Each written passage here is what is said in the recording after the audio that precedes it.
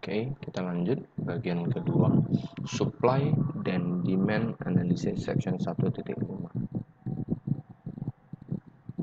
Oke, kamu cerita tentang seperti ini.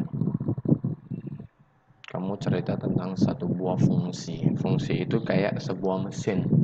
Jadi kalau ada X masuk, ada diproses, ada keluarannya Y. Contoh, angka 5 masuk, keluarannya 13.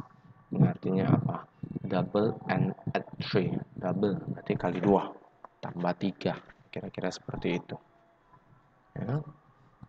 Fx nih, Gx adalah berapa ini? Minus 3 tambah 10. Oke, kita bisa buat yang lain-lainnya lagi. Practice problem. F25 mengikuti rumus yang ada di bawah. Minus 2 kali 25 tambah 50. Jawabannya 0. Dan jawaban yang kedua adalah G0 itu minus 0 tambah bla bla bla dapat 25. Do you notice any connection between F and G?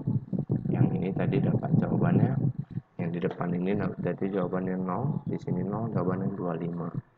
Nah, ada koneksinya? Ada, mereka saling berkebalikan. Oke, kita belajar tentang fungsi permintaan, demand function. Ya, Q sama dengan fungsi P. Berarti yang independennya itu adalah P, independen. Sedangkan Q-nya itu menunggu, menunggu itu dependent. Oke, next. Jadi kalau kita bisa balik, di bagian bawah itu ada inverse functionnya. P sama dengan GQ. P sama dengan GQ, berarti Q-nya itu adalah independent. Q-nya adalah independent, berarti dependennya adalah P. Sangat berkebalikan dengan yang di atas tadi. Ya. Coba.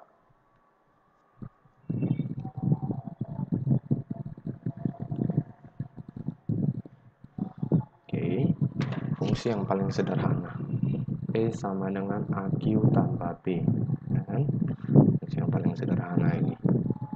Kalau A lebih kecil daripada 0 dan B lebih besar daripada 0. Ini bacanya ya. A is less than 0, lebih kecil daripada 0. Greater than 0. Ini grafik P lawan Q. Grafik P lawan Q. Kira-kira seperti itu. Biasanya Anda berurusan dengan X dan Y ya. Tapi kalau ada fungsi permintaan dan fungsi penawaran, yang kita urusi adalah P dan Q-nya. Oke, Anda disuruh men-sketch seperti ini. Saya nggak ada masalah.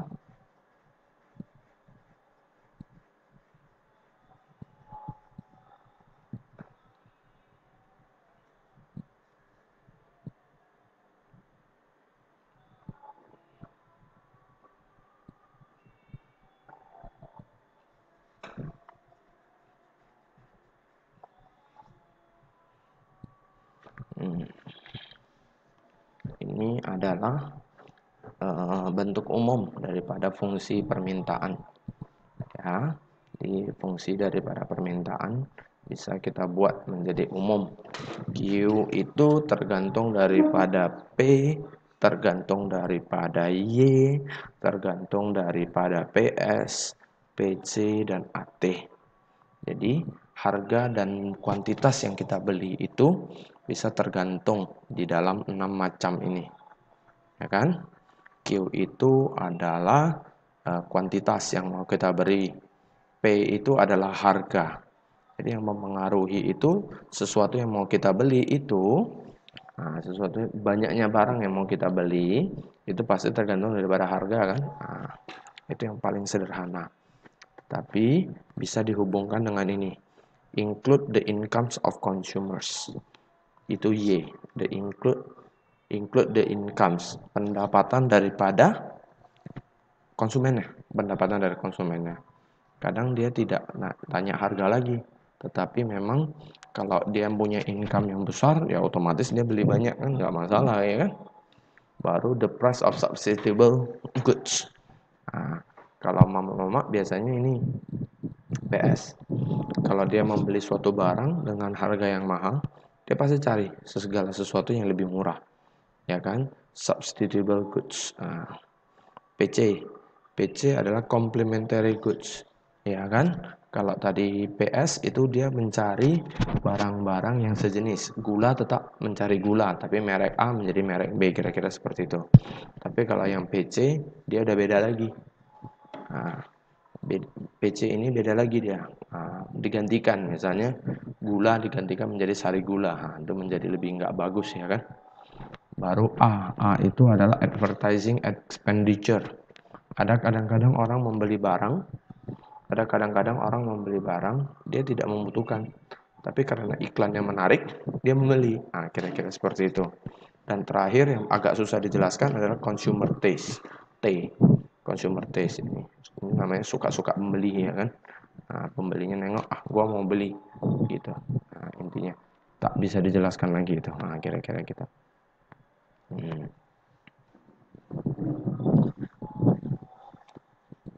Kita nggak membahas sampai sejauh itu ya.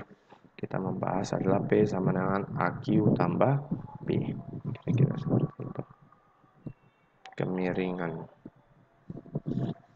Ya kan? Kemiringan. Kalau kemiringan makin naik, itu artinya perubahan nilai Y-nya atau di sini nilai P-nya itu akan sangat ekstrim. Kalau kemiringannya tinggi. Kalau Anda dapat cerita seperti ini, determine the equilibrium price and quantity, ya kan? Nah, jadi fungsi dibentuk oleh penjual dan fungsi dibentuk oleh pembeli, kan kira-kira seperti itu. Demand and supply function. Jadi supaya terjadi kegiatan jual beli, kamu harus mendapatkan yang namanya equilibrium price and quantity. Mencari satu buah nilai P dan Q yang disepakati oleh kedua orang tersebut. Ya kan? Anda eliminasi dan substitusi secara gambar. Demand curve seperti ini supply curve, kira-kira yang garis putus-putus ya. Nah, kamu ada nampak garis potong dan titik potong dan dia berada di kuadran 1. Itu artinya kegiatan jual beli terjadi. Tetapi kalau dia titik potongnya berada di sebelah sini, sebelah kiri, itu berarti kan kuadran 2 tuh. Nah, itu artinya tidak terjadi kegiatan jual beli. Oke, ini sudah ditambahkan lagi dengan yang namanya teks. Wah, kalau ditambahkan dengan teks, supply itu pasti berturun. Supply itu pasti nurun, ya kan? Si penjual itu pasti menurunkan harga dulu supaya nanti dapat kena teks lagi menjadi lebih naik. Kira-kira seperti itu.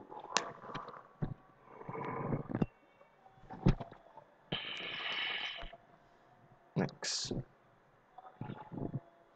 Jadi kamu pelajari bagaimana fungsi tersebut bagaimana fungsi tersebut dipengaruhi oleh pajak. Ya. Kita coba. Di sini apakah ada cerita pajak di sini?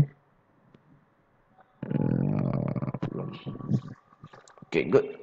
Kita lanjut. Ini satu buah Q dipengaruhi oleh dua buah P. Satu buah Q dipengaruhi oleh dua buah P. Jadi harga barang pertama misalnya naik, dia bisa menyebabkan harga barang lainnya ikut naik. Nah, kira-kira seperti itu. Ya, contoh kopi dengan teh. Nah, kopi dengan teh secara tidak langsung itu adalah menyebabkan ada hubungan, tapi memang agak susah dijelasin ya. Tapi biasanya terjadi ada hubungan itu. Kalau misalnya tehnya naik, mungkin kopinya ikut naik, kira-kira seperti itu. Harga tehnya turun, kopinya ikut turun, ya, karena itu mempengaruhi.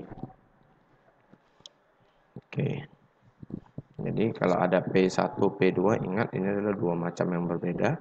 Tapi ini Q1 dan Q2, nah, ini juga dua macam yang berbeda. Tapi kalau ini nanti QD1 dan QS1 itu adalah dua macam yang sama ya. Cuma satu demand, satu supply. Jadi di sini menjadi sistem persamaan 4 variabel. Ya, 4 variabel. Makanya tadi saya bilang kalau hanya menyelesaikan 2 variabel anak SMP pun bisa, ya kan? Oke, practice problem, advice.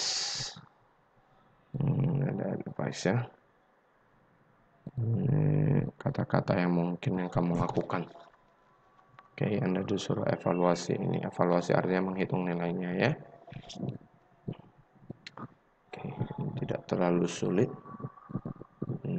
1,5 memang mungkin agak susah, tapi bisa lah ya. Oke, selesaikan dulu seksi ini, nanti kita lanjut seksi berikutnya.